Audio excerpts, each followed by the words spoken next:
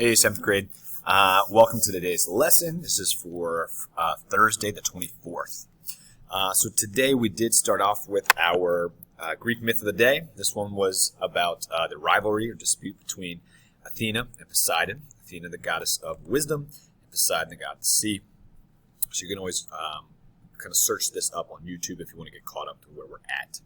Okay? Then what we did, we traveled back and we started checking in with our ancient Greek cities, Sparta, Athens, Ionia, okay, all these different ones we've been talking about. And we talked about our Persian war chart. Okay, we're kind of prepping for a test at the end of next week, and so we're kind of studying one of our big questions for the unit, which is how did conflict and cooperation impact the Greek cities, especially during and after the Persian Wars. So the other day we talked about conflict, meaning a struggle or a fight or an argument. That's negative typically. We talked about cooperation, meaning working together, helping each other, and typically that's positive. And then impact is changing something or affecting it in some way. So we kind of wanted to start at the beginning. We talked about the Persian Empire, and it was big and expanding, and eventually it ran into some of the Greek cities and took over one specific one called Ionia. Ionia needed help. It was just a small city going up against a big empire. So they asked for help. And Athens shows up. And Athens helps to defend Ionia, but they eventually lose that battle. So even though we have positive, we got that cooperation, working together, they do lose to Persia. Okay, and now Persia's angry. They want to confront the rest of the Greek states and take them over. So that would be our conflict. Now, the Greek cities are going to band together. Other Greek cities are going to join this kind of alliance or coalition that Athens is starting, and by working together, they end up beating the Persians. And so that is some great cooperation. Okay, it makes us very happy. And so the Greek cities, by cooperating, working together, they end up beating Persia.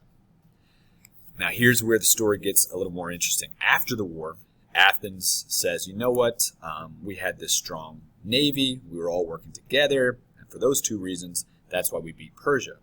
But Persia's still out there, they might want to come back. So why don't we get kind of an alliance going and keep working together? And they called this the Delian League because it was headquartered on the island of Delos. And Athens said, you know what? We build the best ships. We have the best sailors. So we'll be in charge. And we will build the ships. We'll supply the crews. We'll keep all of Greece safe. Okay, we'll patrol the seas around Greece. We just need you to send us money. And so the cities that joined, and not all the cities joined, but the cities that joined this league would send Athens money. Athens would build the ships, and they would keep everybody safe. And it worked for a while, and it was great.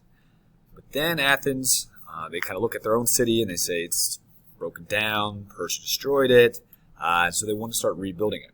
So they start using some of the money from the Delian League to build temples, invest in art, build strong walls around the city. So Athens rebuilt some of the broken buildings. And so Athens starts to look really nice. Athens also, because they're controlling the sea, they start to boss around other cities. They get involved in their politics and their governments trying to tell them what to do. They start interrupting trade from different cities and kind of try to push their own trade, their own agenda. They start trying to set up a money system where everybody has to use coins from Athens, right, their own coinage. And they kind of start to boss around the other cities. And they're using this power basically form an empire. Well, the other cities, they feel betrayed, they feel lied to, they're not happy. So that brought us to our last box here. And what actually ends up happening is because of Athens' abuse and misuse of the funds, the money, the cities take sides. Those who are with Athens and those who are against Athens. And as we know, Sparta typically is a rival of Athens. They don't really like them. So we end up with a Team Sparta versus a Team Athens. Team Sparta versus Team Athens. To kind of show you a quick picture of how it ended up breaking down, I do have this map. And the red, this would be Sparta and their allies. So anywhere that's red, those are the different cities or kingdoms that ally and work with Sparta. And the yellow, that would be Athens and all of their friends. So they're going to have a 30-year-long war in Greece. And so you can imagine 30 years of killing, of violence, of destruction of cities, of theft, of just really terrible things happening in these cities. It's going to weaken them. It's going to make them much weaker. And around this time also, a plague ends up hitting Athens. So a plague hits Athens. So not only are they trying to fight a war, but now they're trying to fight a disease. And over a quarter of its population, so 1 out of every 4, end up dying. A lot of the young Athenian men who typically would be in the army, they get discouraged. And they don't think there's a whole lot of hope, so they actually leave. And some of them went and surprisingly worked as mercenaries or hired soldiers for Persia, who used to be their enemy. So Sparta, they're going to kind of take over, but they're harsh rulers.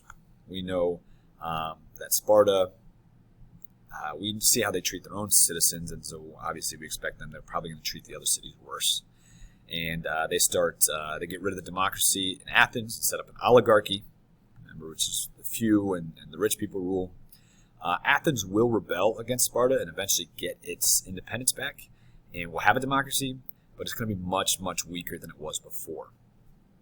Now, because of the great financial costs of these wars, the great cost of human life, the destruction of property, the constant fighting with each other, the city-states, they get politically very weak, and then their armies get very weak, and their navies get very weak as well. So they're not going to be able to fight off their enemies. And so what we're going to see tomorrow in our lessons, we're going to talk about this guy, Philip II. He comes from a kingdom called Macedonia. He's going to come on the scene, and he's going to be telling the Greeks that he wants to unite them. But then he's going to be doing some things that make the Greeks a little nervous. So we'll talk about that tomorrow. So I just wanted to let you know, if you see a similar question to this on the test, don't be scared of it. Just know you got to talk about the Persian Wars and talk about how when they worked together, they did well. Right? The cooperation worked, and they were able to defend themselves, and they were strong. But when they start fighting with each other, there's conflict, pulls them apart, that makes them weak. And eventually groups like Macedonia and King Philip, who we'll talk about tomorrow, are going to move in and take advantage of that weakness. All right, folks, if you have questions, need anything, please send me an email. I'd love to help. All right, have a good one.